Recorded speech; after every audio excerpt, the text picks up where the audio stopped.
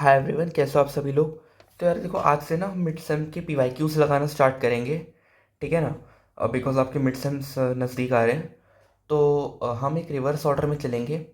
पहले 2025 mid sem, then 2024 and then 23 and so on करके हम सारे मिड सेम के क्वेश्चन पेपर्स ख़त्म कर लेंगे। तो आज हम 2025 का मिड सेम पेपर स्टार्ट करते हैं, देखते हैं कैसे क्वेश्चन आए, क्या होता है। तो पहला क्वेश्चन हमारे पास मैट्रिसेस से रिलेटेड है। मैट्रिक्स टॉपिक्स है। हमें रैंक डिफाइन करनी मैट्रिक्स की, और उसके बाद हमें एक मैट्रिक्स गिवन है, उसका हमें रैंक फाइंड करना है एक्लोन फॉर्म में, उसको रिड्यूस करने के बाद स्टार्ट करते हैं। तो देखो, सबसे पहले तो मैं रैंक की डेफिनेशन पर आऊँगा। तो रैंक की दो डेफिनेशंस मैं आपको लिखवाने वाला हूँ। तो पहली डेफिनेशन तो भाई ये है कि rank of a matrix A is defined as the number as the maximum number of linearly independent vectors. ठीक है, इधर रो और कॉलम। ठीक है, मतलब ध्यान रखना इसमें कि अगर आपको पास एक मैट्रिक्स है तो या तो उसमें आप सारे कॉलम वेक्टर्स लोगे, सॉरी सारे रो वेक्टर्स लोगे, या तो आप सारे कॉलम वेक्टर्स लोगे। आप ऐसा नहीं कर सकते कि कॉलम वेक्टर्स भी ले लिए आपने और रो वेक्टर्स भी एक ही मैट्रिक्स में ले लिए, नहीं, वो गलत हो जाएगा। या तो सारे रो या सारे कॉलम। और एक दूसरी डेफिनेशन क्या है कि rank of a matrix A is the order of the largest non-zero minor of A. It is denoted by rank A या फिर आर ए, या कुछ लोग इसको रो ए भी बुलाते हैं, रो ए ऐसे करके, तो कोई दिक्कत नहीं हो, तो नोटेशन है। ठीक है, ये हमारे रैंक की डेफिनेशन आ गई। अब हम अपनी मैट्रिक्स लिख लेते हैं। ए मैट्रिक्स हमें जो गिवन है, क्या गिवन है भाई, एक 3x4 मैट्रिक्स है, 2 3 1 5 1 2 3 2 1 -5 4 और 13। ग्रेट। अब देखो, मैं पहला ट्रांसफॉर्मेशन रो 1 में लगा दे रहा हूँ। रो 1 में रो 1 माइनस रो 3 कर देता हूँ। ठीक है, इससे मेरे को मिलेगा, मैट्रिक्स सही लिखी ना मैंने, हाँ ठीक, ग्रेट। तो इससे मेरे को मिलेगा 2 -1 1 5 -2 3 3 -1 2 -5 -13 इज -18 3 1 2 4 1 2 1 और 13। अब रो 2 में ट्रांसफॉर्मेशन लगा देता हूँ। रो 2 -3 टाइम्स ऑफ रो 1 कर दे, रो 2 -3 टाइम्स ऑफ रो 1 कर देता हूँ।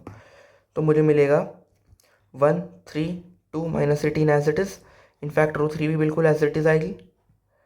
रो 2 में ट्रांसफर चेंजेस आएंगे। तो 1 3 3 3 -3 0 3 3 9 1 -9 -8 3 2 6 2 -6 is -4 -18 इंटू 3 इज -54 4 -54 प्लस 54 58 आ गया। नेक्स्ट रो 3 में ट्रांसफॉर्मेशन लगा देता हूँ। रो 3 माइनस रो 1 अगर मैं करता हूँ तो देखो, रो 1 और रो 2 तो मेरी एज इट इज़ रहेगी, मैं उसको एज इट इज़ लिख भी देता हूँ। 0 -8 -4 और 58। हाँ, रो 3 में क्या ट्रांसफॉर्मेशन आएंगे, रो 3 माइनस रो 1 1 -1 0 2 -3 -1 1 -2 -1 13 -18 प्लस 18 और 13 प्लस 18 इज 31 31 आ गया। अब मैं रो नंबर 3 में ट्रांसफॉर्मेशन लगा देता हूँ। रो 3 इंटू 8, रो 3 को 8 से मल्टीप्लाई कर देता हूँ, तो मुझे मिलेगा 1 0 0 3 -8 -8 2 -4 -8 और -18 इंटू 58 इंटू 243। और तब मैं काम करूँगा, मैं रो 3 में से ट्रांसफॉर्मेशन लगाऊंगा, रो 3 में से रो 2 को सबट्रैक्ट कर लूँगा। जैसे मैं ऐसा करता हूँ मुझे मिलेगा 1 3 2 -18 0 -8 -4 और 58 0 -0 0 -8 -8 -8 + 8 0 -8 + 4 -4 और 243 -8 240 + 3 -50 -8 240 -50 -5 190 -5 185। ठीक है, तो ये मैं लिख सकता हूँ कि A is in row echelon form, therefore rank A is equal to number of non-zero rows in row echelon form, REF मतलब रो echelon form। ठीक है, विच इज इक्वल टू 3, क्योंकि देखो number of non zero three है ना यहाँ पे 1 2 3, तो इसकी रैंक क्या हो जाएगी 3। तो therefore rank of A is equal to 3 is the right answer sir. आगे बढ़ते हैं, क्वेश्चन नंबर 2 देखो। क्वेश्चन नंबर 2 भी हमारे पास मैट्रिसेस से ये सिस्टम ऑफ इक्वेशंस का क्वेश्चन है। तो यहाँ पे हमें इक्वेशंस दे रखी हैं, 4 इक्वेशंस दे रखी हैं और इनकी कंसिस्टेंसी को टेस्ट करना है। अगर ये कंसिस्टेंट आ जाती हैं तो हमें बताना है कि भाई इसका सोल्यूशन क्या होगा, ये लाइक इनफाइनाइट सोल्यूशन होगा, यूनिक सोल्यूशन होगा, फाइंड आउट करना। तो स्टार्ट करते हैं। तो पहले मैं इक्वेशंस को लिख लेता हूँ। x + y + z = 0, 2x + 0y - 3z = 0, x - 2y + 3z = 2। अच्छा सॉरी, यहाँ पे 0 नहीं आएगा, यहाँ पे 3 आएगा। ग्रेट, हाँ सॉरी। और 2x - y + 4z = 2। ठीक है, ग्रेट, अब सही है। तो मैं पहले अपनी ए मैट्रिक्स बनाऊंगा। ए मैट्रिक्स मेरी क्या बनेगी, 1 2 1 2 1 0 -2 -1 1 -3 3 और 4। और बी मैट्रिक्स बना देता हूँ, मतलब वो बनेगी मेरी 0 3 2 2। मैं अपनी एक्स मैट्रिक्स भी बना देता हूँ, वो बनेगी मेरी वेरिएबल्स की मैट्रिक्स एक्स वाई और जेड। और मैं अपनी ऑगमेंटेड मैट्रिक्स भी यहाँ पे बना देता हूँ, ए बी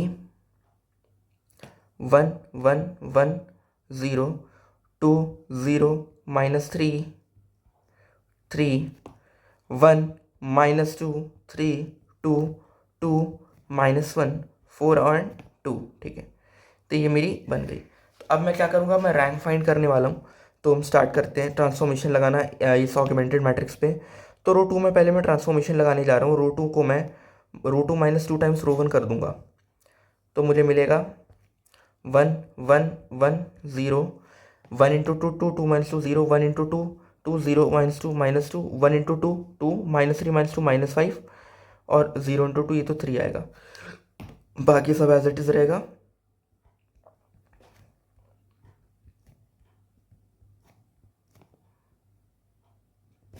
उसके बाद मैं रो 3 पे ट्रांसफॉर्मेशन लगा देता हूँ, रो 3 - रो 1 कर देता हूँ।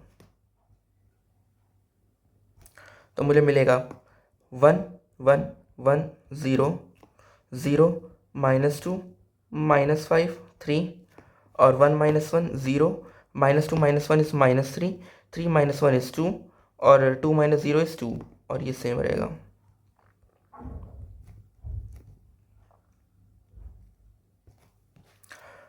उसके बाद मैं रो 4 पे ट्रांसफॉर्मेशन लगा दूंगा। रो 4 में मैं रो 4 -2 टाइम्स ऑफ रो 1 कर दूंगा। तो जैसे मैं ऐसा करता हूँ मुझे मिलेगा बाकी की एज इट इज़ मेरी 3 रोज एकदम एज इट इज़ छप के आएंगी, 0 0 -2 -3।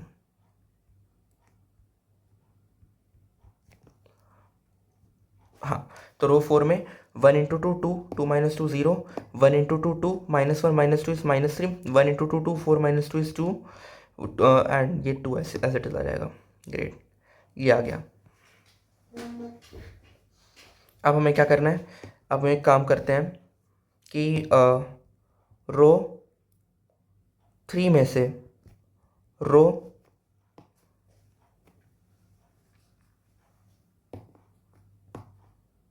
रो 3 में से रो 2 को सब्ट्रैक्ट कर लेते हैं। तो मेरे को मिलेगा 1 1 1 0 0 -2 -5 3 0 0 0 0 0 -3 2 और 2, ये मिलेगा मुझे। अब मैं क्या करता हूँ, रो 3 और रो 4 को आपस में इंटरचेंज कर लेता हूँ। तो जैसे मैं इंटरचेंज करूँगा मुझे मिलेगा 1 1 1 0 0 -2 -5 3 0 -3 2 और 2 और 0 0 0 और 0। अब मैं एक काम करता हूँ, थोड़ा सा और इंटरचेंज कर लेता हूँ। मैं रो 3 में ट्रांसफॉर्मेशन लगा देता हूँ। Row 3 minus 2 times of row 3 minus row 1, ये ट्रांसफॉर्मेशन लगा देता हूँ। या 1 मिनट, रो 3 में 2 टाइम्स रो 3 कर देता हूँ, 2 मल्टीप्लाई कर देता हूँ। तो इससे मुझे मिलेगा 1 1 1 0 0 -2 -5 3 0 -6 4 और 4 और ये 0 0 0 एंड 0। अब मैं क्या कर सकता हूँ, अब मैं रो 3 में ट्रांसफॉर्मेशन लगा रहा हूँ। रो 3 -3 टाइम्स रो 2। हाँ अब ठीक है। अब देखो 1 1 1 0 0 -2 -5 3 0 -2 इंटू 3 -6 -6 + 6 0 -5 इंटू 3 -15 4 + 15 इज 19 3 इंटू 3 9 4 -9 -5। तो ये फाइनली मेरी जो मैट्रिक्स है मेरे पास वो एक्लोन फॉर्म में कन्वर्ट होके आ गई, ए ऑगमेंटेड मैट्रिक्स। अब ध्यान से देखो आप, इसमें रैंक ऑफ ए और रैंक ऑफ बी दोनों ही बराबर हैं। और बराबर हैं किसके बराबर हैं, क्या वैल्यू है, तो वो 3 वैल्यू। ध्यान से देखो दोनों ही में नंबर ऑफ नॉन ज़ीरो रोज 3 आ रही हैं, इसमें भी 3 आ रही है ए ऑगमेंटेड मैट्रिक्स में, और इसमें भी 3 ही आ रही हैं। ठीक है, that means rank of A rank of augmented matrix ये दोनों बराबर है। और ये किसके बराबर है, नंबर ऑफ अननोन्स के। जब भी ऐसा केस होता है इसका मतलब सिस्टम कंसिस्टेंट है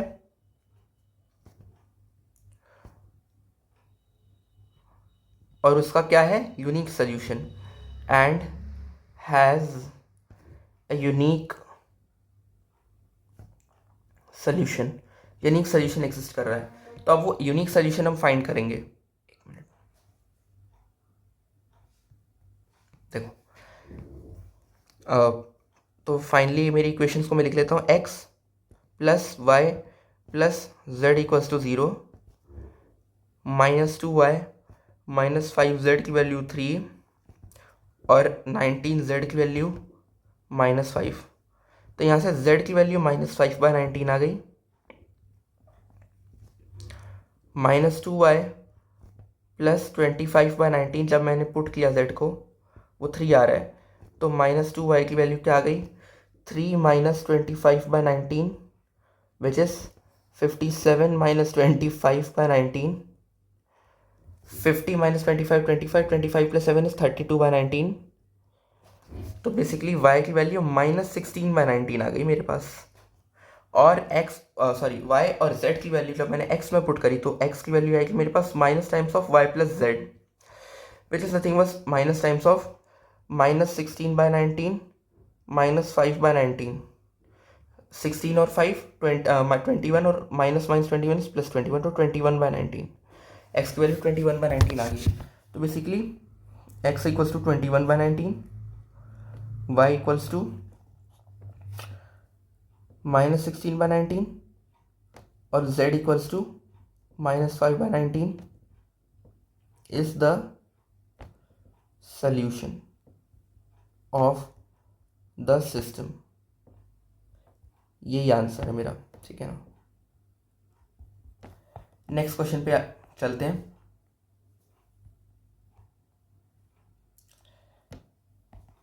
नेक्स्ट क्वेश्चन देखो मेरा क्या कह रहा है, तो बड़ा सिंपल क्वेश्चन है यार। होमोजीनियस डिफरेंशियल इक्वेशन मुझे दे रखी है और मुझे इसको सॉल्व करना है। तो होमोजीनियस डिफरेंशियल इक्वेशन के केस में तो इसका जो सी एफ कॉम्प्लीमेंट्री फंक्शन होता है वही इसका जो है आंसर होता है, जनरल सोल्यूशन होता है। तो देखते हैं सोल्यूशन। गिवन क्या है, differential equation d² + 2d + 4y 0 दे रखा है, where d is the operator d/dx। तो for complementary function auxiliary equation बनेगी, वो बनेगी m² + 2m + 4, ठीक है, इक्वल्स टू 0, विच इम्प्लाइज इसको मैं लिख सकता हूँ m + 1² इज इक्वल्स टू -3। इसका मतलब m + 1 को मैं ±√3 आयोटा लिख सकता हूँ और m को मैं -1 ±√3 आयोटा लिख सकता हूँ। तो देखो यहाँ पे जो मेरे रूट्स आए हैं ऑक्सिलरी इक्वेशन के, वो कैसे आए, वो जो है कॉन्जुगेट रूट्स आए हैं, ठीक है। तो कॉन्जुगेट्स हैं, कॉम्प्लेक्स कॉन्जुगेट रूट्स आए हैं। तो ऐसे केस में जो मेरा कॉम्प्लीमेंट्री फंक्शन होता है वो मुझे पता है क्या होता है, e⁻⁻x इंटू में c1 cos √3x + c2 sin √3x, ये मेरा कॉम्प्लीमेंट्री फंक्शन होगा। और क्योंकि ये एक होमोजीनियस डिफरेंशियल इक्वेशन है तो उसके केस में जो मेरा कॉम्प्लीमेंट्री फंक्शन होता है वही मेरा y या वही मेरा ओरिजिनल फंक्शन होता है। तो बेसिकली मेरे पास y(x) की वैल्यू क्या आ गई, c1 cos e⁻⁻x c1 cos √3x + c2 sin √3x। But देखो हमें क्वेश्चन यहाँ पे नहीं छोड़ना। अब हमें दो रिलेशन दे दिए गए, y0 = 2, y'0 = 1। तो इस रिलेशन की मदद से अब हम c1 और c2 की वैल्यू फाइंड करेंगे, ठीक है ना। तो मैं यहाँ पे रिलेशन लिख भी देता हूँ एक बार, क्या क्या है। एक तो है भाई कि y0 की वैल्यू 2 है और दूसरी y'0 की वैल्यू 1 है, ठीक है। तो at x = 0 y0 = 0 which implies, sorry y = 0 की नहीं, y0 की वैल्यू 2 आ रही है। इसका मतलब c1 × 1 + c2 × 0 की जो वैल्यू है वो 2 है, जिसका मतलब c1 की वैल्यू 2 आ गई मेरे पास, c1 की वैल्यू 2 आ गई। अब हम क्या करेंगे, डिफ्रेंशिएट करेंगे, y' निकालेंगे। तो y' क्या आएगा, देखो वही e⁻x वाला फंक्शन है। तो e⁻⁻x को पहले छोड़ा, इस वाले पार्ट को डिफ्रेंशिएट किया, तो मेरे पास है -√3 c1 sin √3x + √3 c2 cos √3x e⁻⁻x c1 cos √3x + c2 sin √3x, ये आ गया। और यही x की वैल्यू अगर मैं अब 0 पुट करूं तो एट x = 0 y'0 की वैल्यू क्या आ गई, 1। तो y'0 निकाल लो, देखो x की वैल्यू 0 पुट की तो 1, तो -√3 c1 × 0 + √3 c2 × 1 minus c1 × 1 + c2 × 0 is equal to 1। तो ये तो 0 हो गया, √3 c2 minus c1 is equal to 1 which implies √3 c2 is equal to 1 + c1 = 1 + 2 = 3। Therefore c2 की वैल्यू क्या आ जाएगी, c2 की वैल्यू आ जाएगी 3/√3 विच इज √3। तो फाइनली मेरे पास y(x) जो है वो क्या है, वो है मेरे पास e⁻⁻x c1 cos √3x which is 2 cos √3x plus √3 sin of √3x। ये मेरे पास फाइनल आंसर आ गया, ठीक है, देन नेक्स्ट क्वेश्चन पे चलते हैं। नेक्स्ट क्वेश्चन हमारे पास then again calculus differential equations का है। इसमें हमें एक डिफरेंशियल इक्वेशन दे रखी है d² + 4y is equal to sec x, और हमें बोला क्या गया कि इसको हमें वेरिएशन ऑफ पैरामीटर मेथड से सॉल्व करना है। तो मतलब वेरिएशन ऑफ पैरामीटर ये मेथड पर्टिकुलर इंटीग्रल फाइंड करने के लिए होता है। तो हम देखते हैं हम कैसे सॉल्व करते हैं इसे। ओके, लो वैसे क्वेश्चन बिना वेरिएशन ऑफ पैरामीटर्स के भी हो सकता है, बट वो फिर थोड़ा सा ज़्यादा लेंथी चला जाएगा। बट ठीक है ना, तो अभी हम क्वेश्चन में क्योंकि वेरिएशन ऑफ पैरामीटर्स बोला तो हम उससे सॉल्व करेंगे। तो पहले हम कॉम्प्लीमेंट्री फंक्शन फाइंड कर लेते हैं। For C F auxiliary equation लिख लेंगे। ऑक्सिलरी इक्वेशन मेरे पास आएगी m² + 4 = 0, और अगर ऐसा है इसका मतलब m की वैल्यू मेरे पास ±2 आयोटा आ गई। अगर ऐसा है तो मेरे पास y(c(x) जो है या मेरा कॉम्प्लीमेंट्री फंक्शन है वो आ जाएगा c1, क्योंकि इसका कोई रियल पार्ट नहीं तो e की कोई पावर नहीं आएगी, या यूँ बोलो कि e की पावर 0x है तो विच इज़ 1 ओनली। तो c1 cos 2x + c2 sin 2x। अब पर्टिकुलर इंटीग्रल के लिए, फॉर पर्टिकुलर इंटीग्रल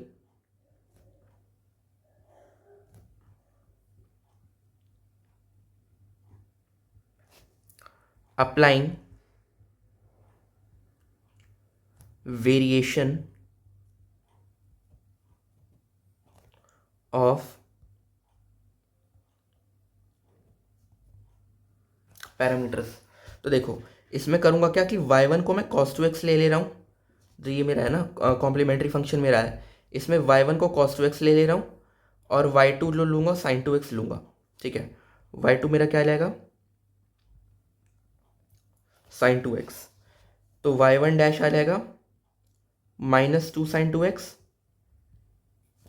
और y2 डैश आ जाएगा मेरा 2 cos 2x। ठीक है, तो यहाँ पे रॉन्स्कियन बनेगा w = y1 y1 dash y2 y2 dash is equal to cos 2x -2 sin 2x sin 2x 2 cos 2x। Evaluate किया डिटर्मिनेंट इसका, तो मुझे मिला 2 cos square 2x + 2 sin square 2x, जिसको कि मैं 2 अगर कॉमन लूँ तो cos square 2x + sin square 2x 1 बन जाएगा, तो वो 2 × 1 2। अब मैं w1 इवेल्युएट करूँगा। रॉन्स्कियन 1 क्या होता है 0 x y2 and y2 dash is equal to 0 x is sec x, this is sin 2x, this is 2 cos 2x।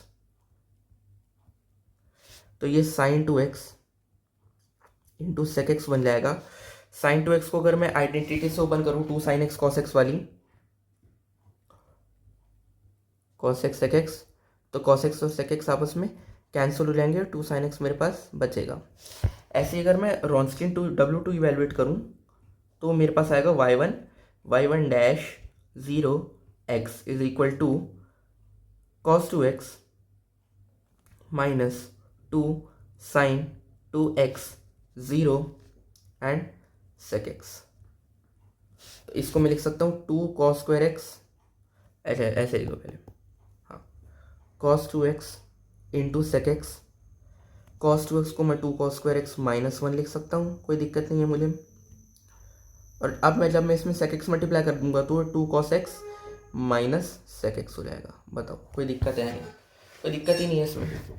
ठीक है, अब देखो तो मेरा पर्टिकुलर इंटीग्रल आएगा क्या। मेरा जो पर्टिकुलर इंटीग्रल होता है वो होता है y1 integral w1/w dx plus y2 integral w2/w dx। ठीक है, ये रहता है।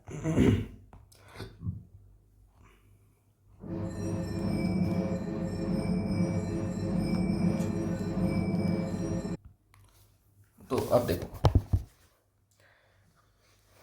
तो क्या होगा, y1 क्या लिया था मैंने cos 2x लिया था, तो cos 2x integration of w1 मेरा क्या आया था 2 sin x, और w2 मेरे पास w आया था 2, तो 2 sin x by 2 dx।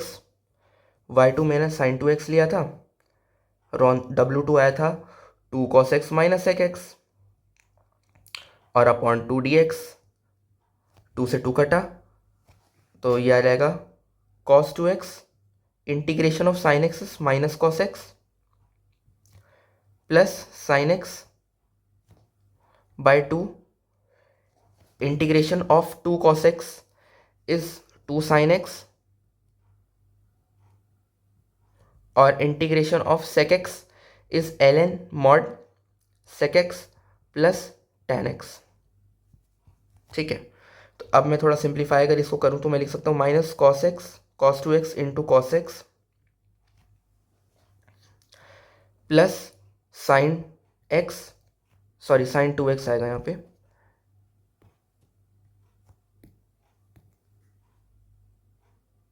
Sign x into sine 2x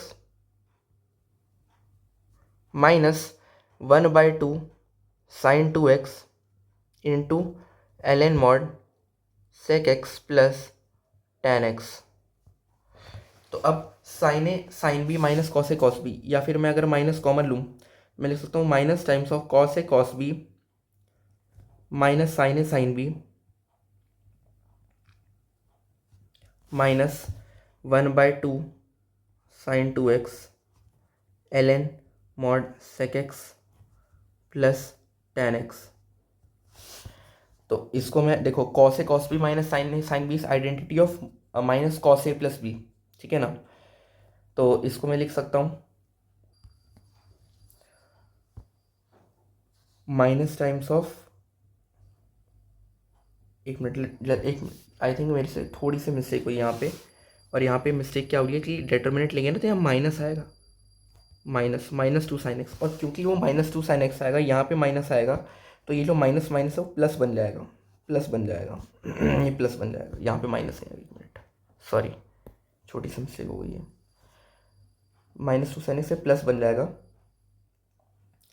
तो बेसिकली मैं ये कह सकता हूँ कि ये जो है cos A cos B plus sine A sine B आएगा। हाँ अब सही है, अब सही है, cos A cos B plus sine A sine B, तो cos A cos B plus sine A sine B cos of A minus B, ठीक है। तो cos of A minus B which is cos of 2x minus x which is cos x minus sine 2x को मैं 2 sin x cos x लिख सकता हूँ, 2 से 2 cut गया तो ये बचला sin x cos x ln mod sec x plus tan x।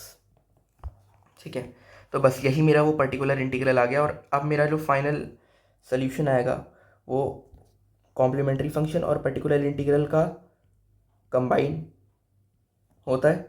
तो मैं लिख दूंगा c1 cos 2x plus c2 sin 2x plus cos x minus sin x cos x into ln mod sec x plus tan x।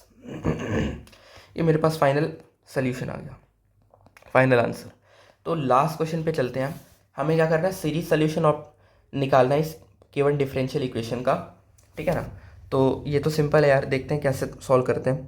तो देखो series solution निकालने के लिए अब होता क्या है कि आपको पहले ये टर्म देखनी है ना, P0x जो डबल डिफरेंशियल का कॉफिशिएंट होता है आपको वो देखना होता है, 1+x² है यहाँ पे इस केस में।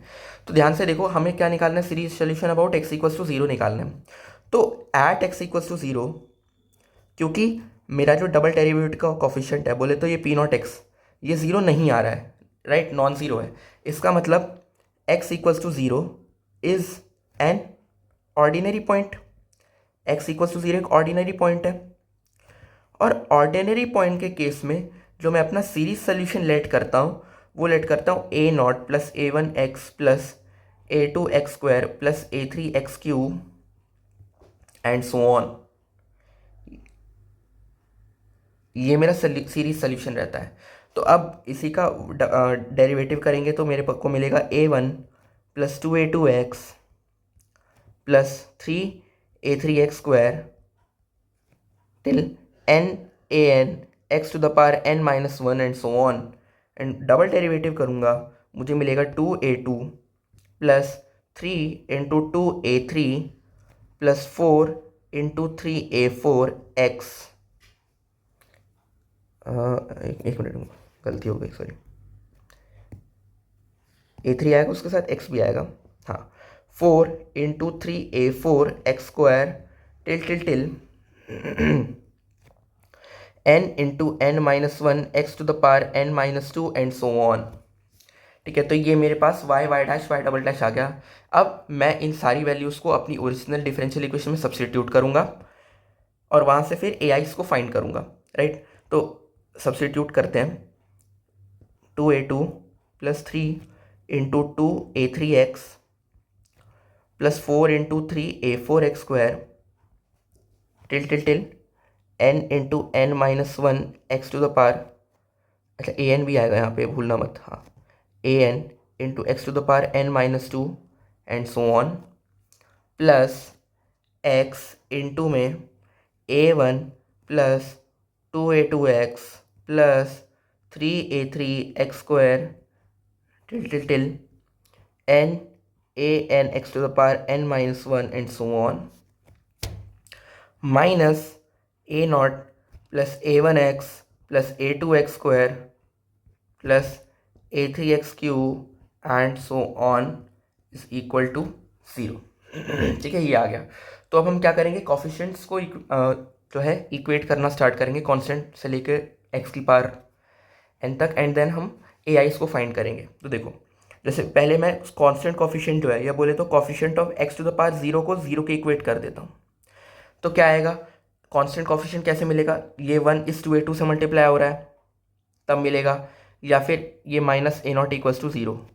तो a2 की वैल्यू मेरे पास क्या आ गई, a0/2 आ गई। तो भाई मेरा पहला रिलेशन तो आ गया, गुड। अब coefficient of x⁻1, coefficient of x देखते हैं क्या आता है। तो यहाँ से आएगा 1, जब इस 3 × 2a3 से मल्टीप्लाई हो रहा है तो आ रहा है, x² से तो होगा नहीं, उससे 2 का कोफिशिएंट आ जाएगा, या फिर a1 × x करूँगा, उससे आ रहा है, और यहाँ से -a1 = 0। तो a3 की वैल्यू क्या आ गई, 0 आ गई, ग्रेट। अब कोफिशिएंट ऑफ x² को 0 पुट करूँगा, x² का कोफिशिएंट 0 को इक्वेट किया तो मुझे मिलेगा 4 × 3a4 + 2a2 + 2a2 -a2 = 0, which implies 4 × 3a4, 2 + 2 4, 4 - 1 3, 3 + 3a2 = 0, which implies a4 = minus times of a2/4, which is equal to -a2/4 into, और a2 की वैल्यू जो है, a2 की वैल्यू पुट कर दूंगा मैं, -a2/4 -1/4 times a2 which is a0/2। तो इसको मैं -a0/2 इंटू 4 लिख सकता हूँ। ठीक है, ऐसे कोफिशिएंट ऑफ, अब एक काम करते हैं, ये सब मैनुअली पुट ना करके देखते हैं, हम एक रेकरेंस रिलेशन डिराइव कर लेते हैं। रेकरेंस रिलेशन डिराइव करना बोले तो अगर मैं x⁻n का कोफिशिएंट देखना चाहूँ यहाँ से, तो देखो x⁻n का कोफिशिएंट कैसे मिलेगा मुझे, जब ये कांस्टेंट टर्म x⁻n के टर्म्स मल्टीप्लाई होगी तब मेरे को x⁻n का कोफिशिएंट मिलेगा, राइट। अब x⁻n का कोफिशिएंट निकालने के लिए मैं क्या करूँ कि ध्यान से देखो, ये जो टर्म है n × n-1 an x⁻n-2, इसमें मैं n को n+2 प्लग इन कर दूं। अगर n+2 प्लग इन कर दूं तो देखो क्या होगा कि n की जगह n+2 रखा, -2 कटा, x⁻n मिल गया, x⁻n का कोफिशिएंट मुझे मिल जाएगा। ठीक है, तो n की जगह n+2 रखेंगे तो n+2 इंटू में n+2 - 1 इंटू an+2, तो n+2 into n+1 into an+2, ये मेरे को x⁻n का कोफिशिएंट मिलेगा, राइट। तो लिख देता हूँ यहाँ पे, एक minute. Coefficient of x⁻n is equal to 0, which implies n+2 into n+1 an+2 plus जब ये एक्स स्क्वायर एक्स की पावर n-2 से मल्टीप्लाई होगा तो ये तो डायरेक्टली मिल गया मुझे n इंटू n-1 an। और जब ये एक्स की पावर 1 एक्स की पावर n-1 से मल्टीप्लाई होगा तो मुझे मिलेगा n टाइम्स an। और जब माइनस, मुझे यहाँ से डायरेक्टली क्या मिलेगा an, बस खत्म, an ही मिलेगा ना। x देखो इसकी ये क्या है, ये इसका जनरल टर्म में लिख सकता हूँ ना an इंटू एक्स की पावर n, राइट। तो ये an ही मिलेगा मेरे को और ये 0 के इक्वेट हो गया, राइट।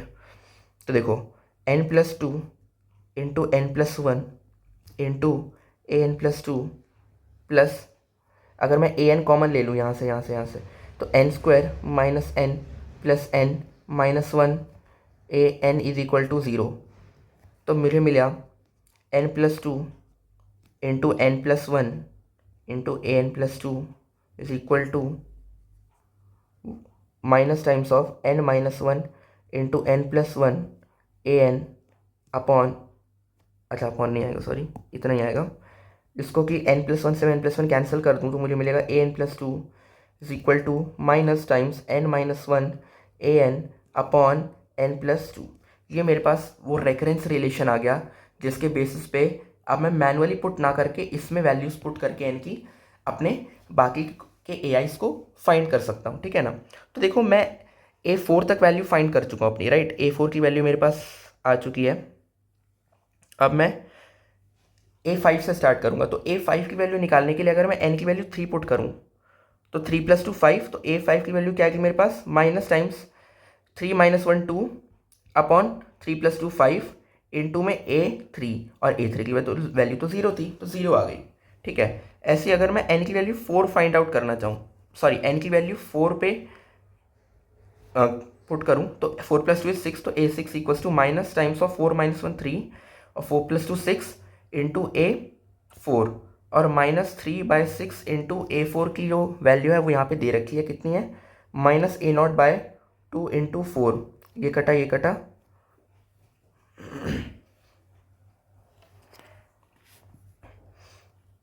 ये 2 आ गया, तो A0 बाय, इसको ऐसे 1 मिनट, हाँ 3A0/2 इंटू 4 इंटू 6, ठीक है। अब n की वैल्यू 5 पुट करते हैं, n की वैल्यू 5 पुट करी तो A7 की वैल्यू मेरे पास आ गई, minus times 7 - 1 is 6, sorry 5 - 1 is 4, 5 + 2 is 7, A5, और A5 की वैल्यू अभी मेरे पास 0 आ गई, तो ये स्टिल अगेन 0 हो जाएगा, ठीक है। एक लास्ट वैल्यू पुट करके देख लेते हैं, n = 6, तो n = 6 पुट किया तो A8 की वैल्यू आ गई मेरे पास, A8 = 6 - 1 5, 6 + 2 8 इंटू में A6, और A6 ही मेरे पास अभी अभी आ गया, -5 into 8 3A0 upon 2 into 4 into 6, तो ये -15A0 upon 2 into 4 into 6 into 8 आया, राइट। ठीक है, तो अब मैं देख लेता हूँ कि भाई मेरे पास जो सोल्यूशन था वो था y = A0 plus A1x plus A2x² plus A3x³ plus A4x⁴ plus A5x⁵ plus A6x⁶ and so on. अब मैं अगर पुट करूँ इसमें वैल्यूज़ तो देखो A1 की वैल्यू, A1 हमेशा ही कटेगा इसमें, तो A1 की वैल्यू तो लाइक कोई सेंस नहीं है, प्लस A2 की वैल्यू क्या आ गई मेरे पास, अभी हम निकाले थे A0/2 आई, A0/2x, ठीक है। A3 भी 0 हो गया, A4 की वैल्यू क्या आएगी मेरे पास, अभी अभी आई थी, -A0/2 into 4, -A0/2 into 4 x⁴ plus A5 की वैल्यू अगेन 0, A6 की वैल्यू क्या आई थी मेरे पास, A6 की वैल्यू मेरे पास आई थी 3A0/2 इंटू 4 इंटू 6 x⁴, फिर से A7 की वैल्यू 0, और A8 की वैल्यू मेरे पास क्या आ गई, it is -15A0 upon 2 into 4 into 6 into 8 x⁴, and so on. थोड़ा सा इसको और अच्छे से लिखे जाए तो मैं लिख सकता हूँ 1 + 1/2x माइनस 1/2 × 4 x⁴, अच्छा ये x² आएगा यहाँ पे, ठीक है ना, क्योंकि a1 तो 0 हो गया ना, तो x² आएगा, प्लस 3/2 × 4 × 6 -15/2 × 4 × 6 × 8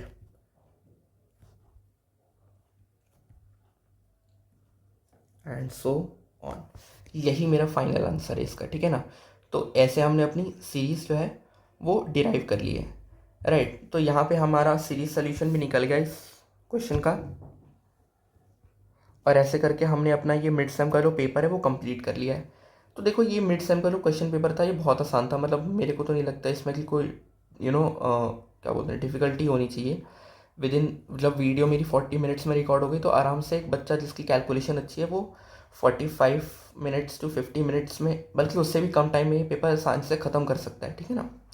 तो ठीक है यार, मिलते हैं नेक्स्ट वीडियो में, टिल देन टेक केयर, ठीक है, पढ़ते रहो, बाय बाय।